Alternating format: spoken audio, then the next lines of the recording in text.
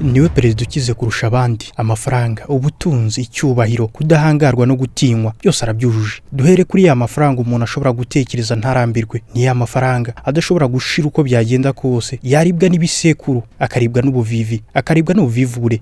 Ayo mafaranga atarashira ni ubutunzi bwa perezida ukize kurusha abandi. Iyo bamuvuzeho akenshi kumenya imitungo ye biragorana. Hari amakuru menshi y'ibanga y'uburyo imitungo ye yanditse ku bantu benshi batandukanye b'inkoramutima ze, abarimo abana be, abanyepolitike yo mu ishyaka rye. Imwe mu mitungo ya leta yanditse kuri leta gusa ariye. Abasesenguzi bamwe nka Bill Browder wahoze ayobora Hermitage Capital bavuga ko umutungo w'uyu perezida ushobora kubugira hafi ya miliyari 200 z'amadolari, bimugira umwe mu bantu bakize cyane ku isi nka perezida. Uwo nta wundi ni perezida w'igihugu cy'igihangange, perezida utinyitse kurusha abandi, umugabo utavugirwamo. Bamwe bavuga ko yaminuje mu bintu bitandukanye, akaba umuhanga mu mirwanire kuva Kiev kugera Kremlin neza i Moscow. Uyu mugabo arazwi cyane, ni perezida Vladimir Putin washoje intambara kuri Ukraine. Neza Ukraine ishikiwe na Amerika, gusa ibyo byose ntiyabyitaho, arabarasaka kava. Abanyamerika batera inkunga gusa n'ubundi y'ubusa. Umugabo arakomeza ararwana, bakumira ibicuruzwa bituruka muri iki gihugu, babashyiriye embargo zose zishoboka, babimye ubwikorezi gusa n'ubundi igihugu gikomeza ari Uburusiya cya Vladimir Putin. Uyu mugabo yavuga ko afite imitungo myinshi, imwe muri yo ikaba itanazwe. Nta cyemezo cyemeye ku nyandiko z'imitungo ya Putin. Mu nyandiko yemewe n'igihugu igaragaza ko afite inzu ntoya mu mujyi wa St Petersburg, imodoka ebyiri zishaje, konti y'amafaranga atareze 140 by'amadolari, ariko ibyo benshi babifata nk'abaringa. Uru ni urukuta rwo guhisha ubutunzi. Imitungo myinshi y'umugabo yihishe cyangwa se yanditse ku mazina y'abandi bantu. Hari inyubako izwi cyane yitiriwe ingoro ya Putin iri ku nyanja ya Black Sea. Ni ingoro nini cyane, ifite ibyumba binini, ifite piscine zigera kuri enye, icyumba cya theater bareberamo amafilime, harimo night club, harimo icyumba cyo kwihishamo cyo mu buvumo kizwi nka banka.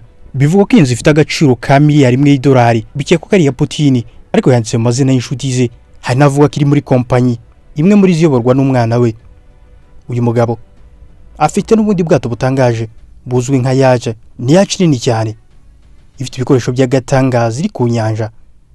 Uyu mugabo afite jet privé ihenze, ikipe ishinzwe kohereza Putin n'inshuti ze muri vacances mu Burusiya no mu Burayi. Hari abanyamigabane n'inshuti ze bafatanyije imitungo. Hari abazwi nka Gennady Timchenko, Yuri Kovacevic, Arkady na Boris Rotenberg. Benshi bafite kompanyi n'imishinga ikomeye cyane yinjiza miliyari y'amadolari buri mwaka. Bifashwa nk'abantu batangaje cyane nk'inkoramutima za Putin, bakamubikira ubutunzi bwose bushoboka. Putin ni umwe mu perezida batakunze kugaragaza imitungo yabo. Inyandiko zinshi zigavuga ko ari umwe mu bantu bafite amafaranga menshi, dore ko bamugenera agaciro karenga miliyari 200 z'amadolari. Dore uburyo uyu mugabo akoresha mu guhisha imitungo ye. Uyu mugabo afite kampani nyinshi, harimo nk'iyitwa offshore companies, ni kampani ebyiri zikorera mu mazina atarayi. Hari na kampani yitwa Proxy ifite ibyangombwa ndetse ikayibariye kuri bamwe mu nshuti ze. Niyo perezida ufite banki ye bwite. Dore impamvu ubutunzi bwe bufite ingaruka nyinshi ku isi. Politike mpuzamahanga igaragaza ko ubutunzi bwa Putin burimo kwikubira bihagije, bituma ashobora kwigarura ubukungu bwose bw'isi ndetse agashora intambara ashaka hose nka Ukraine n'ahandi hose atishimiye. Putin umwe mu perezida ivuga ko yikubiye ubutegetsi, afite ubushobozi bwo gukura abatamukikiye bose mu nzego zose, afite igitinyiro gisumba icy'abandi. Izi nyandiko zigaragaza ko ari umuntu ukize cyane ku isi mu perezida. Bamwe mu bantu bashinzwe imitungo ye no kuyigenzura batinye kugira icyo babivugaho. Hari ibimenyetso byinshi bitangwa n'abahoze bamukorera, abashakashatsi, abanyamakuru, ariko nta kintu cyemewe n'amategeko cyangwa umutungo we. Uburyo akoresha mu guhisha imitungo no gukoresha impapuro mpimbano, kwandika imitungo ku bana be. Abanyepolitike reka nkomeze ngusobanuriye ibijyanye n'umutungo wa Vladimir Putin n'uburyo yagiye gukoresha kugira ngo awubone. Abasanzwe barahuye nawe, abahoze bamukorera, batanze amakuru ku buzima bwe bwite n'ubutunzi bwe. Uburyo bwihariye Putin yakoresheje mu gukusanya ubutunzi, kubaka network n'inshuti ze zizwi nka KGB clique. Putin yakoresheje ubucuti bw'igihe kirekire muri KGB, urwego rw'ubutasi, mu myaka y'1970 kugera mu mwaka w'1980 kugira ngo yubake itsinda ry'abantu b'inshuti ze zizewe. Abo bantu bahise bahabwa imyanya ikomeye: abayobozi ba za banki, abayobozi b'ibigo bya gaze, abayobozi b'ibigo by'ubucuruzi. Abo bose ababonye iyo myanya bari inshuti ze, bakoreshwa nka proxy mu kwandika imitungo ku mazina yabo.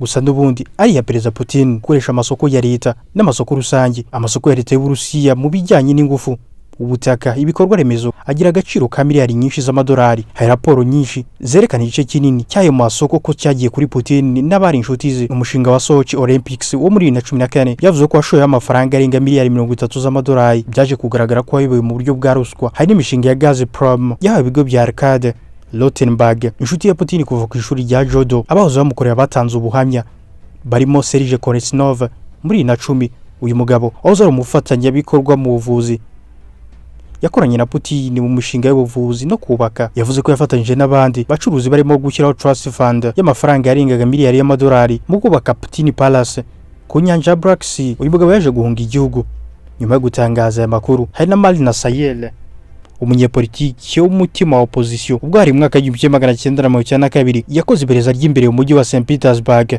aho Putin yari vice mayor. Yasanze Putin yaragurishije petroli ya leta akishyura ibiribwa bitigeze bitangwa. Yavuze ko habaye ubujura bwa za miliyoni y'amadolari. Hari na Alexei Navalny, umunyepolitiki wa opposition, yakoze inyandiko n'amashusho birimo documentaire yiswe Putin Palace, The Story of the Biggest Bribe. Yatanze ibimenyetso ku nyubako, amafaranga yubatse n'abayihisha inyuma. Kuki Putin atarashyirwa ku rutonde rw'abakire ku isi rukorwa na Forbes na Bloomberg. Forbes yavuze ko badashobora kumushyira ku rutonde kubera ko imitungo ye myinshi itanditse, polisi niyanditse ikaba yanditse mu mazina ataraye, kandi nta kimenyetso kigaragaza byemewe n'amategeko kari imitungo ye. Imyinshi mu mitungo ye yanditse ko yizira bafatwa nk'abarinzi y'imitungo ye. Hari ibimenyetso bigaragaza ko afite imitungo myinshi, nk'ikimenyetso cy'ingoro za miliyari zidasanzwe ziri mu mazina y'abandi, yacize ihenze, indege ze bwite, umubano wa hafi n'abaherwe nka Olgache bafite amafaranga menshi cyane. Umugore we Riduni n'abakobwa be bagaragara mu mitungo ye myinshi.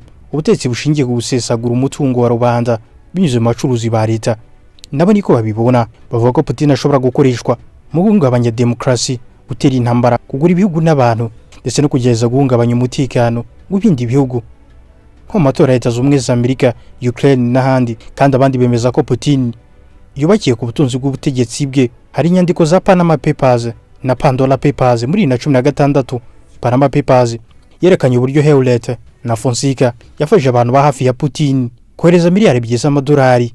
Dore ko ibintu bihagaze uyu munsi. Ubutaliyani, Leta Zunze Ubumwe za Amerika, Ubwongereza n'ibindi bihugu byafashe yaje uyu mugabo Putin nk'igikorwa cyo kwikubira. Tubashimiye kuba mukurikiye iki kiganiro kibanda ku mitungo yihishe ya Perezida Putin, umwe mu baperezida bivuga ko ari ukize kurusha abandi. Iyi ni Kigali Post, muyize mu muri niko nitwa. Imana ibarinde.